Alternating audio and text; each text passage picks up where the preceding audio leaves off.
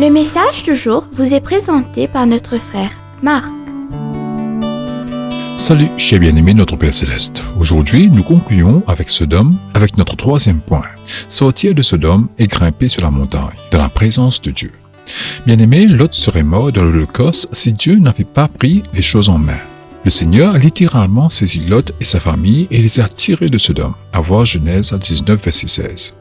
Chers amis, quelle image glorieuse de la grâce, de l'alliance de notre Seigneur.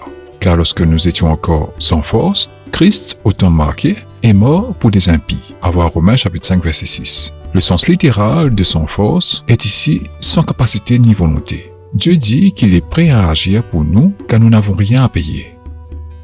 Bien-aimé, le Seigneur avait encore une directive pour Lot. Va-t'en pour sauver ta vie. Ne regarde pas derrière toi. Sauve-toi vers la montagne, de peur d'être consumé. À voir Genèse 19, verset 17. La montagne représente ici la présence de Dieu, un lieu seul avec lui. Cette image se répète tout au long des Écritures. C'est sur une montagne que Moïse fut touché par la gloire de Dieu, que le Christ fut transfiguré devant ses disciples, que Jésus chercha son Père dans la prière. Tout cela s'est produit sur une montagne.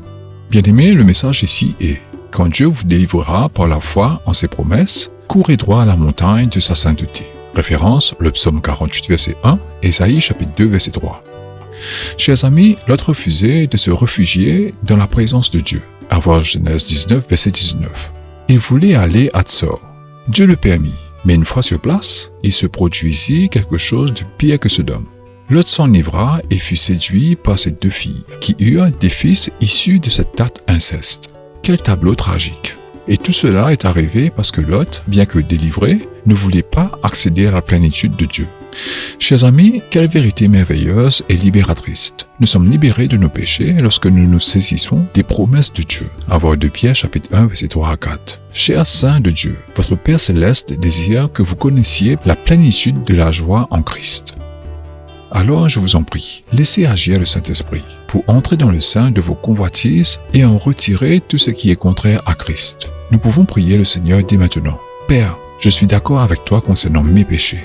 Seigneur, je veux qu'ils disparaissent immédiatement. Seigneur, j'accepte ton ultimatum divin et plein d'amour et je dépose tout devant toi. Enflamme tout ce qui est mauvais en moi et que tes promesses s'emparent de mon cœur. Je t'en prie, conduis-moi à la montagne de ta sainteté. Que Dieu vous bénisse tous. Profitez de votre journée en lui. À demain pour un autre voyage dans la parole de Dieu. Au revoir. Si toi aussi tu crois que la parole de Dieu est une bénédiction, partage-la et sois une source de bénédiction pour les autres toi aussi.